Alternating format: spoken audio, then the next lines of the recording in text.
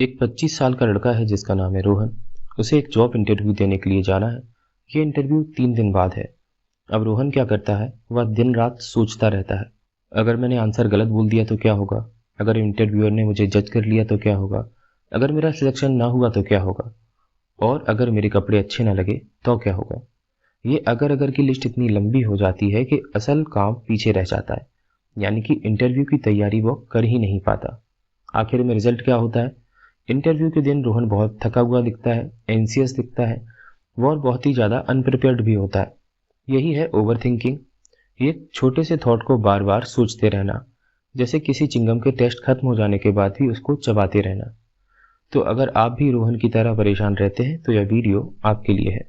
नमस्कार दोस्तों, आप देख रहे हैं कोनारा.com और मैं हूं आपके साथ डॉक्टर एम श्रीवास्तव।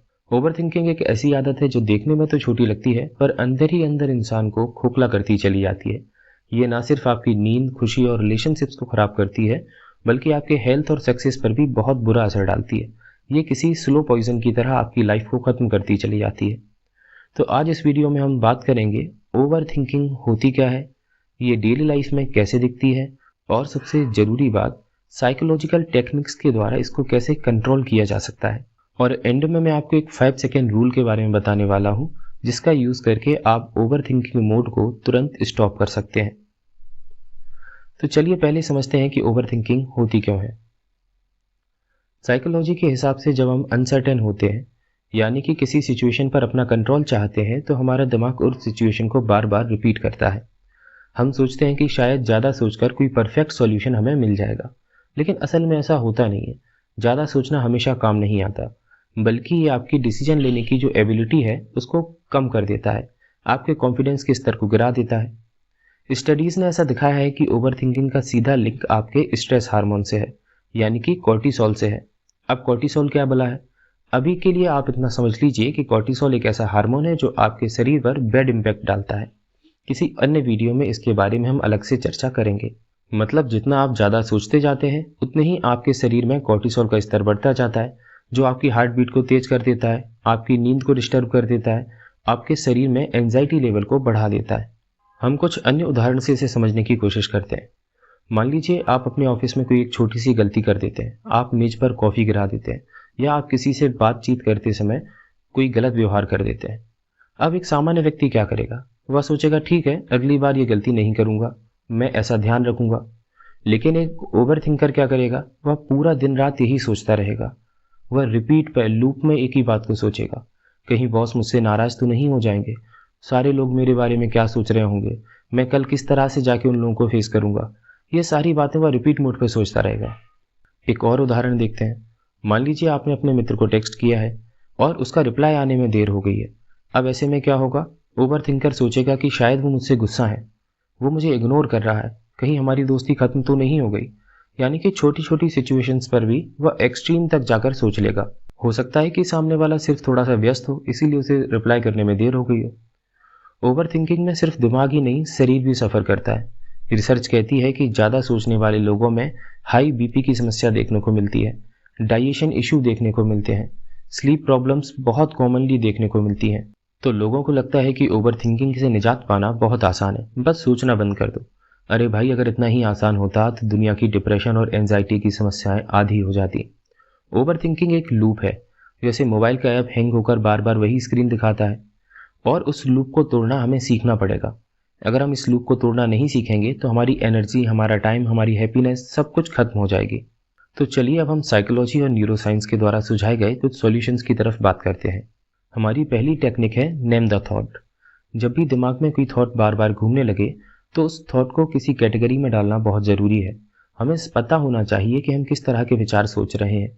हम जो सोच रहे हैं वह पॉजिटिव है, नेगेटिव है, या फिर व्हाट इफ थॉट है। जब हमने रोहन का उदाहरण लिया तो रोहन उसमें बार बार सोच रहा था कि मैं जॉब में सिलेक्ट ना हुआ तो क्या होगा, मेरे कपड़े कैसे रहे तो क्या होगा। यही व्हाट इफ थॉट कहलाता है। हमारी दूसरी टेक्निक है कि चिंता के लिए एक फिक्स टाइम होना चाहिए। दिन में 15-20 मिनट कोई भी एक फिक्स टाइम कर दीजिए जब आप चिंता करेंगे। वो दोपहर का 2 बजे का समय हो सकता है, या फिर शाम के 8 बजे का समय हो सकता है। आप बस उसी समय चिंता करेंगे, बाकी दिन आप फ्री रहेंगे।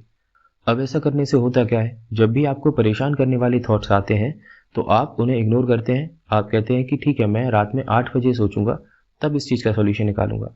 और जब असल में आप रात 8 बजे सोचने के लिए बैठते हैं तो काफ़ी सारे थॉट्स ऐसे होते हैं जो अपने आप ही छट जाते हैं और आपको परेशान नहीं करते हैं। आप लोग ग्राउंडिंग टेक्निक का भी इस्तेमाल कर सकते हैं। ये टेक्निक क्या है ये आपको मैं पैनिक अटैक वाली वीडियो में बता चुका हूँ। अगर आप जानना चाहते हैं तो उस वीडियो को देख लीजिएगा।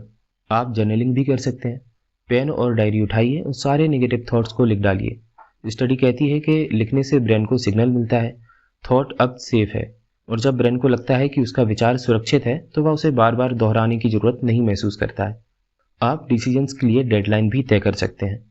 आप एक निश्चित समय तय कर लीजिए कि मैं किसी भी समस्या के हल के लिए बस 5 मिनट सोचूंगा, इसके बाद मैं आगे इस पर और ज़्यादा नहीं सोचूंगा। जो छोटी छोटी समस्याएं हैं उन पर ज़्यादा समय नहीं दूंगा। अब एक ज़रूरी बात, यदि आप खुद से ओवर थिंकिंग को कंट्रोल नहीं कर पा रहे हैं तो आपको किसी की मदद लेना ज़रूरी है।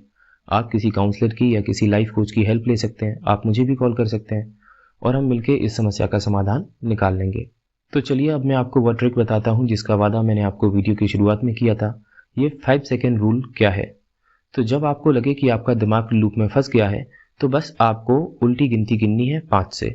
5, 4, 3, 2, 1 और तुरंत कोई भी एक्शन ले लेना है।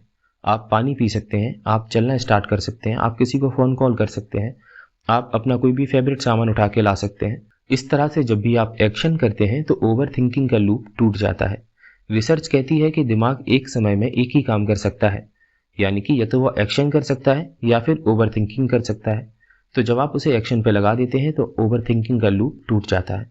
तो आज की वीडियो में हमने क्या समझा? हमने देखा ओवर थिंकिंग क्यों होती है। ओवर थिंकिंग एक आदत है जो कि आपकी हेल्थ, हैप्पीनेस और रिलेशनशिप्स पर बुरा प्रभाव डालती है।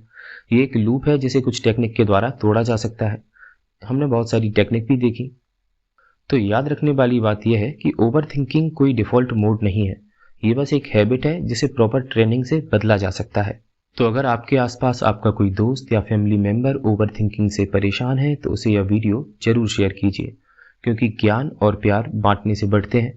मिलते हैं अपने अगली वीडियो में। तब तक स्वस्थ रहिए, मुस्कुराते रहिए, देखते रहिए गो नारद, बनाए हर दिन बेहतर।